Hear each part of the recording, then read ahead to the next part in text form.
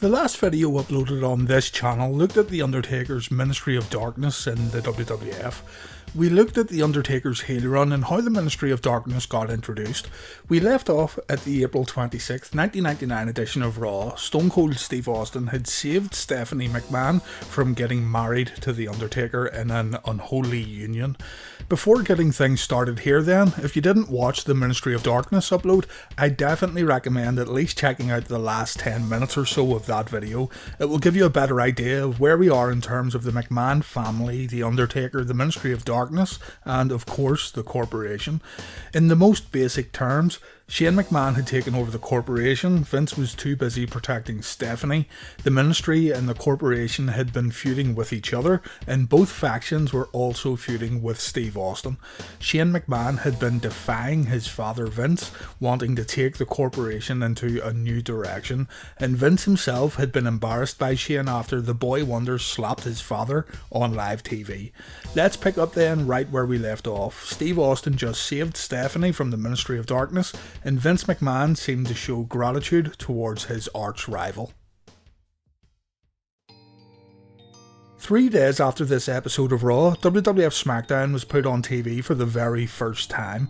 This was the pilot episode, meaning this broadcast was used to test the waters in terms of attracting viewers and possible advertisers. It's an interesting show for sure, but it's also mandatory viewing for those wanting to get the full story on the corporate ministry. The team was actually formed on this very night. The show kicked off with Vince and Stephanie coming down to the ring, being escorted by a security team here to ensure no kidnappings would happen on this night. Vince and Stephanie got in the ring, the audience began chanting some mean things at Vinnie Mac, but Vince was determined to try and swing the audience here. He admitted to making mistakes, but he also said he wanted to change. Vince said that in the past, he has sometimes conducted business at the expense of his family, and he wants to turn a page and thank people who have helped him and helped his family. Vince thanked Ken Shamrock, The Big Show, and Stone Cold Steve Austin for stepping up against the Ministry of Darkness. Stephanie took the mic and talked about how she felt violated by The Undertaker, how she felt stripped of her dignity, and the audience cheered in approval. If the creative team were expecting fans to sympathise with Stephanie and Vince, well, the creative team got it wrong here. Anyway, Shane McMahon and the corporation came to the ring. Shane asked what happened to the most ruthless business tycoon in the world, and why was Vince out here thanking Stone Cold Steve Austin after everything they had been through. Shane told Vince and Stephanie to get out of the ring, and to avoid conflict with the corporation, Vince and Stephanie left the arena. Shane went on to say that the two men currently on the corporation's hit list were Stone Cold Steve Austin and The Rock, and these two men, Stone Cold and The Rock, would team up in the main event of the evening. Shane asked for volunteers to face The Rock and Austin in a tag team match. Triple H put his hand up, and Shane said Triple H is in the match. Shane then asked for one more volunteer, and when he asked if there were any takers, the lights in the arena went out. The Undertaker's theme music played, Taker appeared on the Titantron, and he had a message for Steve Austin. Undertaker said that Stone Cold ruined a special ceremony on Raw. He stopped Stephanie McMahon from becoming the Undertaker's bride and servant. The dead man said that he would be Austin's judge, jury and executioner in the main event of the first ever Smackdown. So we had an odd coupling here of the corporation's Triple H and the ministry's Undertaker taking on another odd coupling, Steve Austin and The Rock. A bit later in the broadcast, The Rock and Stone Cold Steve Austin came out for an in-ring promo. It was evident that The Rock and Austin were going to have difficulties getting along in their tag team match, judging by the comments that they had for each other. So when Shane McMahon walked out to interrupt the promo, he made sure to mention how great it was that The Rock and Austin couldn't get along. Shane said his plans have been getting bigger and better, and at that very moment, the lights again in the arena went out, the Undertaker's music played, and the Prince of Darkness stood beside Shane McMahon. Shane asked The Rock and Stone Cold if this was beginning to make sense, and just to ensure that Austin and Rock got the message, the rest of the corporation and the rest of the Ministry of Darkness came out and stood beside Shane and The Undertaker. Jim Cornette, on commentary, said that this looks like the corporate merger from hell, and indeed it was. Shane introduced us to the corporate ministry, and Shane McMahon told Austin and The Rock that they better rethink their strategy. So this was it, the birth of the corporate ministry, the two biggest heel factions in the World Wrestling Federation at the time joining forces. Before the main event match on Smackdown, we saw Shane giving the corporate ministry a pep talk. It seemed like Shane was going to be the leader here. Everyone was gathered around listening to him talk about how the group was created by him and how the team would be dominant. The tag team match then felt like a pay-per-view main event. This was a great fast-paced bout that helped set the tone for Smackdown. This wasn't going to be a secondary B show. Smackdown would feature the WWF's best each and every week.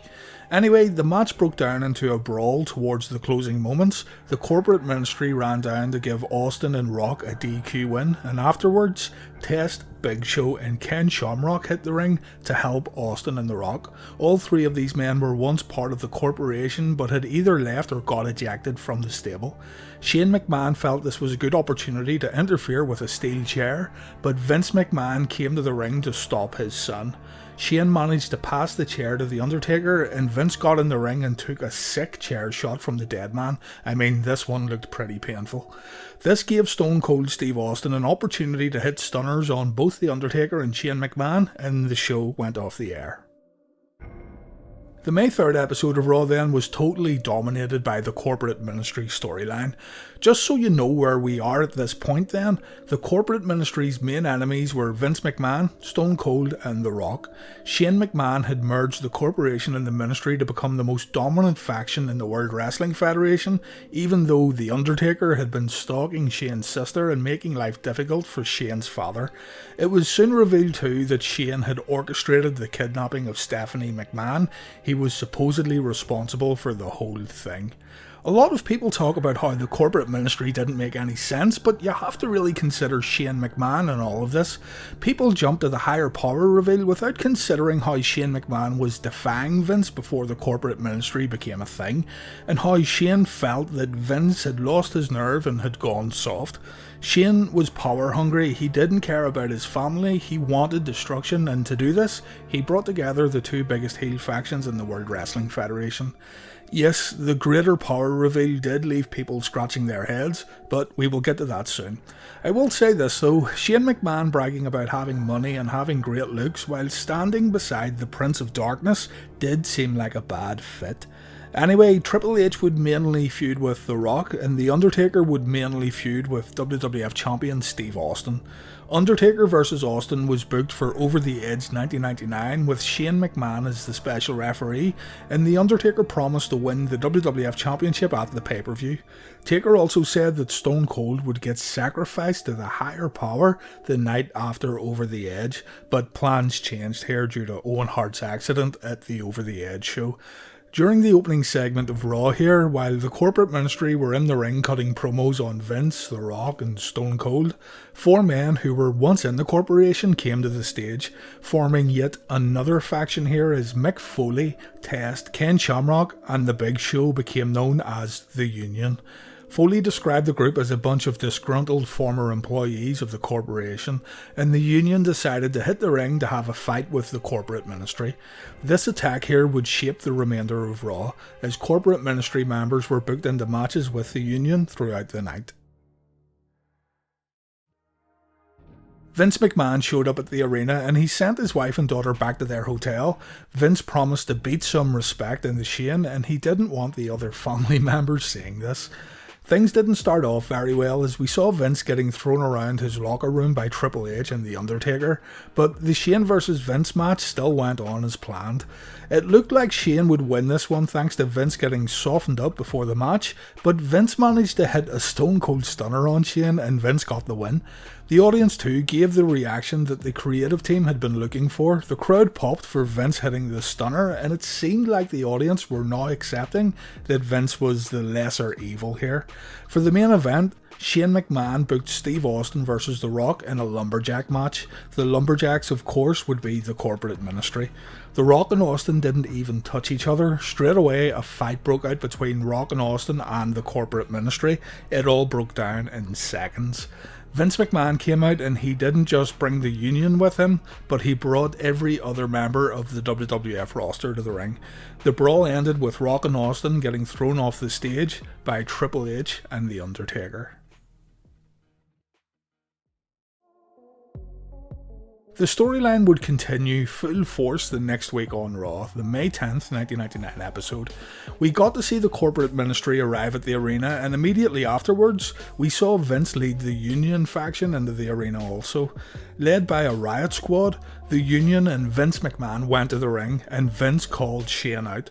Shane and the Ministry came out, and just as the two factions were about to go to war, Commissioner Shawn Michaels appeared on the screen.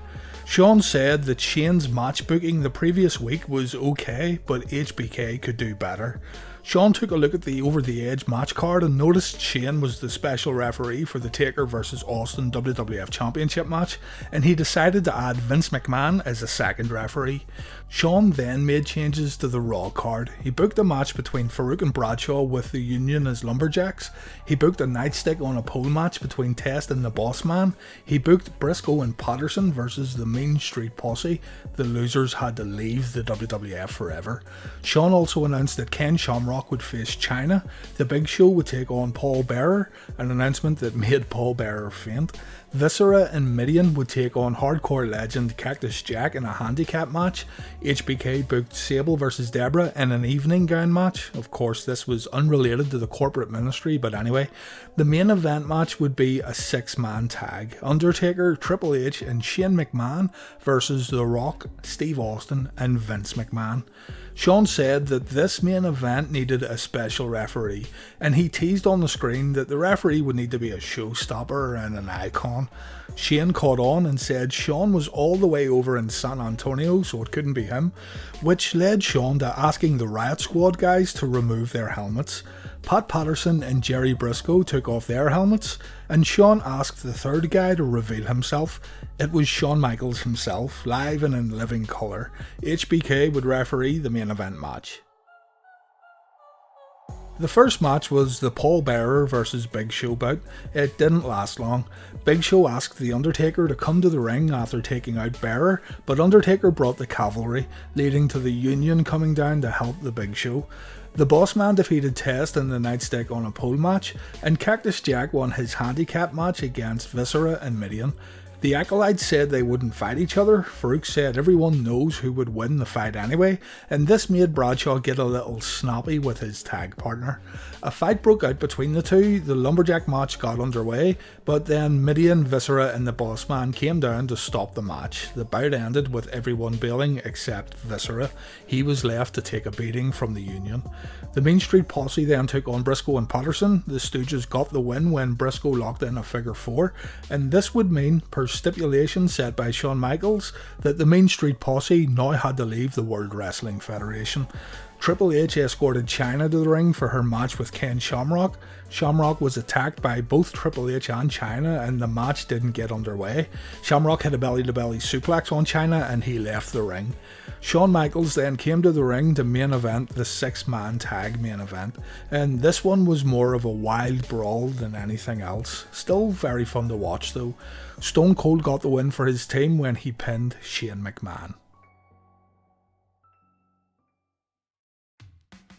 The next episode of Raw also was a lot of fun. Something you'll notice about these 1999 episodes of the Monday Night Show is that each episode had its own little story within a bigger storyline arc, and it was always different every week, something that we don't seem to have anymore on Monday nights. But anyway, the hits kept coming here as The Rock faced The Undertaker in a casket match, and the main event featured Triple H taking on Steve Austin.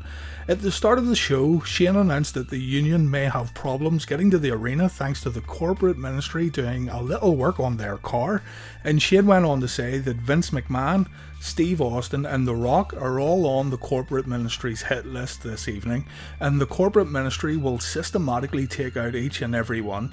During the entire broadcast, we would see the Corporate Ministry backstage planning sneak attacks on their victims in order to get the upper hand before the Over the Edge pay-per-view. The Corporate Ministry first took out Vince McMahon. Triple H, Chyna and The Undertaker were waiting in Vince's closet to launch their attack, and we saw Vince getting stretchered away to receive medical attention. The Corporate Ministry were then seen backstage, and we could hear Undertaker saying that he would take care of Austin. Stone Cold went to the ring for a promo. He was interrupted by the Corporate Ministry, and just as the faction was about to attack Austin, the Union showed up and a fight broke out. Stone Cold grabbed Paul Bearer, he threw him into the ring, and in order to send a message to The Undertaker, Paul Bearer took a Stone Cold Stunner. The Undertaker's casket match with The Rock was up next. This one really wasn't all that competitive and it was quite short, but it did give us this excellent people's elbow that would get replayed over and over again. During the match, we saw the Union and the Corporate Ministry brawling in the back, and Triple H, Shane and Chyna came down to the ring to give Undertaker an unfair advantage. Triple H hit The Rock with his sledgehammer right on The Rock's kayfabe broken arm. Rock was put in the casket by Triple H and Undertaker gets the win. The casket got locked and Triple H went on a rampage with his sledgehammer, completely destroying the casket with The Rock inside. The Rock then was taken away in an ambulance, so the Corporate Ministry had taken two of their enemies out. All that was left was Stone Cold Steve Austin. The heels were waiting for Steve Austin to appear backstage so they could jump the Texas Rattlesnake, but the Union showed up and put an end to those plans. The Austin vs Triple H main event then would go ahead as planned, and this was another good Raw main event that's worth your time. Towards the end of the match, we could see the Undertaker's symbol coming down into the ring, and it looked like we were going to see another sacrifice here as the Undertaker's music played in the arena. The Corporate Ministry though ended up getting cleaned out by the Union. The Undertaker tried to handcuff Austin to the symbol, but Austin was able to get the cuffs on the Undertaker, and so the Undertaker himself was raised in the air on his own symbol to end this episode of Raw.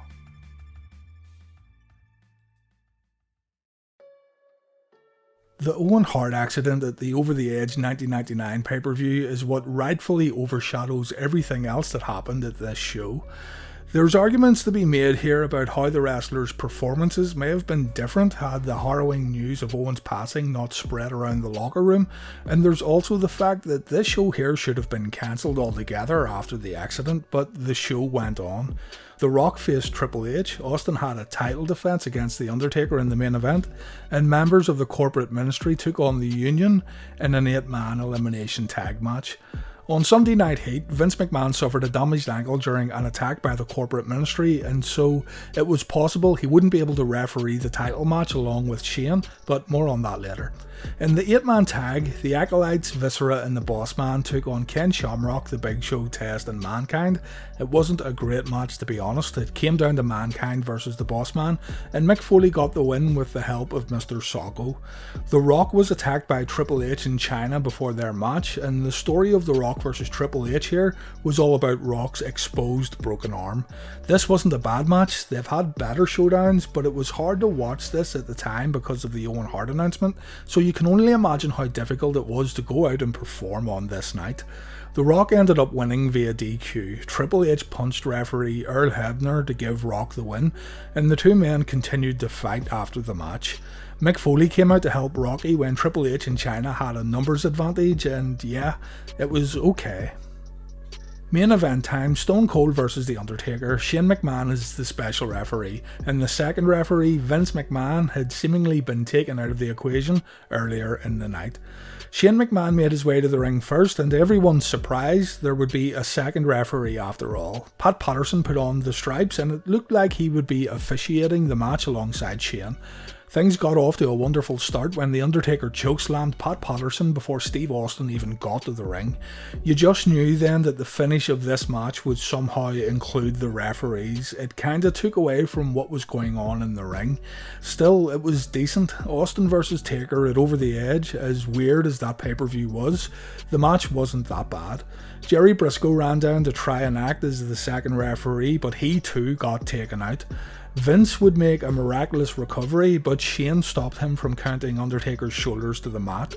Shane ended up pushing Vince into Austin. Austin fell into a roll-up by The Undertaker. Shane performed a fast count, and The Undertaker won his third WWF Championship.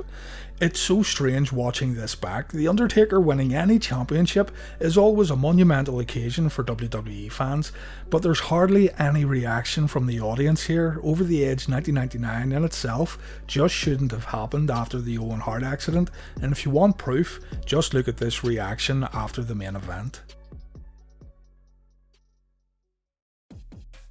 The next week's Raw had a complete format change in order to pay tribute to Owen Hart.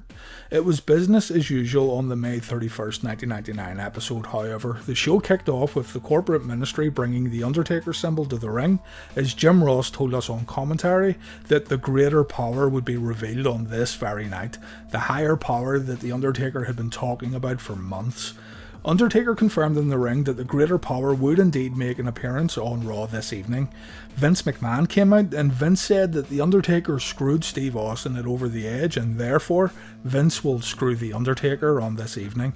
Boy, that doesn't sound right. Vince said that the Undertaker would defend the WWF Championship against Stone Cold Steve Austin in the main event live on Raw. Shane said the belt wouldn't be on the line, but yeah, the match would still happen. Taker versus Austin once again. Vince also announced that he himself would face The Undertaker, and because Vince showed he still had big grapefruits, Shane said that if Vince wins the match, then The Undertaker would put his belt on the line later in the evening against Austin. If any Union member interfered though, Austin wouldn't get a title shot ever again. The Vince vs Undertaker match went down in the middle of Raw then, and the audience were very much in Vince's corner here. The referee tried to stop The Undertaker from destroying Vince in the corner, but The Undertaker shoved the referee twice, causing Mike Chioda to disqualify The Undertaker and award the victory to Vince McMahon. This means the main event would be a WWF title match, Austin vs Undertaker. Before the match, we saw The Undertaker backstage where he said he would not fail his greater power.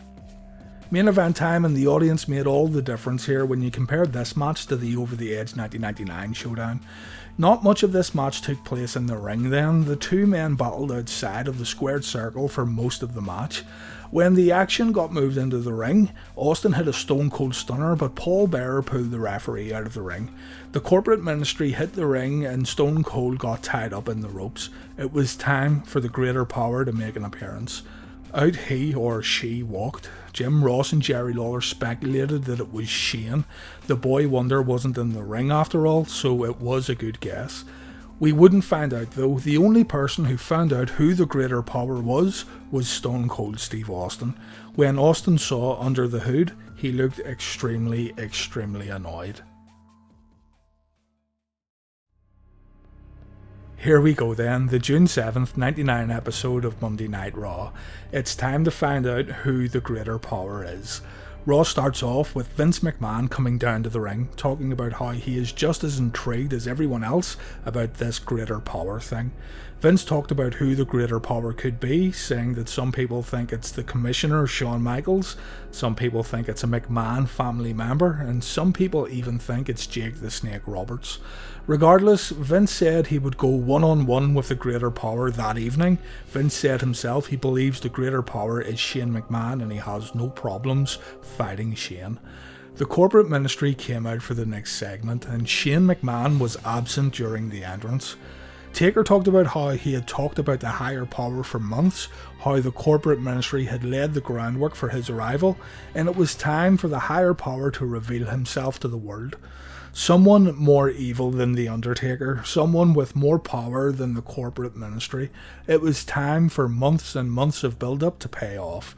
When the greater power was in the ring, Shane walked out onto the stage, so all bets were off. It wasn't Shane O'Mac. Shane got in the ring and explained that the greater power is a master thinker. He knows what makes us all tick. He knows how to exploit people for the benefit of the corporate ministry. It was time for the big reveal. Vince McMahon came on the Titantron. He said the game was over and it was time for the greater power to hurry up and show his face. And then it happened. It's me, Austin! Oh, son of a bitch! What? It's me, Austin! It was me all along, Austin! Damn, I cannot believe it. Vince McMahon. It was Vince McMahon all along. The whole thing for weeks, months even, it was all a ploy. Vince McMahon wanted to teach Steve Austin a lesson. He wanted to get the title from the Rattlesnake, and Vince McMahon was proving there was absolutely nothing he wouldn't do to make Austin's life a living hell. Stephanie and Linda McMahon came out. Stephanie asked how could Vince be so cruel to her. Vince said it's just business and love has nothing to do with business. Linda took the microphone and she said, yeah then, let's talk business. Linda revealed that the four McMahons owned 4 equal shares in the WWF, and that morning, Linda had called a meeting with the board directors. Changes were going to be made in WWF offices, including a lighter dress code, profanity would be welcomed, and drinking on the job would also become part of daily WWF life. What Linda was getting at here was that she has stepped down as CEO of the WWF, but she handpicked her own successor. The new CEO was introduced, taking on Stephanie and Linda's shares within the company, and it was none other than Stone Cold Steve Austin. So, in one segment, the greater power angle was pretty much thrown away to basically continue the Austin versus McMahon rivalry. Remember, Undertaker had spoke about the greater power for months, even when he wasn't involved in battles with Austin, but here we are. The Undertaker himself said that this was the lowest point of this evil era for him, saying that the greater power stuff really diluted his evil character, and I firmly agree. With Austin now as the CEO, he would have the ability to book matches that worked against the corporate ministry, and admittedly, Austin's time as CEO had some quite funny moments. The complete WWF ownership though was put up for grabs in a ladder match at the 1999 King of the Ring. Shane and Vince versus Steve Austin, and the McMahons won the match. Check this one out too. I thought this one was very entertaining, even considering the talent involved in the bout. The Rock also challenged The Undertaker here for the WWF Championship, and The Undertaker left King of the Ring still the champion, but before Austin lost the ladder match, he had booked himself to get a title shot at the WWF Champion the very next night on Raw. Austin faced The Undertaker, and Austin became the champion once again on Raw. After the match, The Undertaker hit Austin with the title belt, making him bleed. This then led to a first blood match between Undertaker and Austin at Fully Loaded 1999. If Austin lost, he would never compete for the WWF title again. If Austin won, Austin would never see Vince McMahon again in the WWF. Austin won the match and he gave Vince McMahon a goodbye Stone Cold Stunner to end the show. Triple H was named the #1 contender around this time. It was now his time to shine, and the evolution of Triple H as the game had begun. The night after Fully Loaded, The Undertaker's unholy alliance with the Big Show started when Show helped Taker fend off an attack from Kane. Later in the broadcast, Taker and Big Show announced that they were going to take over the WWF, and so this left everyone wondering what was going on with the corporate ministry. Triple H had a new attitude. He was going after his first WWF Championship, and so his focus was on the main event and not so much being a team player. Vince McMahon had to leave the WWF as per stipulated in the Undertaker vs Austin Fully Loaded match. So yeah, this was pretty much the end of the corporate ministry. Triple H was scheduled to win the WWF title at SummerSlam 1999. However, Stone Cold Steve Austin wasn't comfortable dropping the title to him, so instead, Mick Foley was added to the match. Foley won the title, and the night after SummerSlam, Triple H defeated Mick Foley to begin his first WWF title run. The Undertaker and Big Show formed this unholy alliance, but that will be covered in a future video. On the August 2nd, 1999 edition of Raw then, Shane McMahon pretty much disbanded the Corporate Ministry and he ended up siding with Triple H in China. The Acolytes would continue on as a tag team, and the others split off and done their own thing. And that was the Corporate Ministry then. The whole thing is really remembered today thanks to the Vince McMahon Greater Power reveal, and really, it's not surprising. I think many people were maybe a bit disappointed that Vince McMahon was the mastermind behind the whole thing, simply because it was the same thing all over again. It was still all about Austin versus McMahon, and maybe people wanted something different. The Undertaker said it best when he said the whole McMahon Greater Power thing diluted what The Undertaker was supposed to be. It's so true that The Undertaker took a back seat here once the Corporate Ministry became a thing, and that's a shame. The core Ministry of Darkness stuff done so well, and in my opinion, the Corporate Ministry maybe hurt the Ministry of Darkness story as a whole. But it gave us some entertaining episodes of Raw and some of the show's most star-studded main events. The ratings were doing really well as Raw continued to destroy WCW Nitro every week, so from a numbers point of view, this time period from April to August 1999 was successful. But anyway, that will do it for today. In the next Undertaker video uploaded to the channel, we'll look at the Unholy Alliance tag team, but that one won't be for another few weeks. I figure now would be a good time to give Taker a bit of a rest. Thanks very much for watching.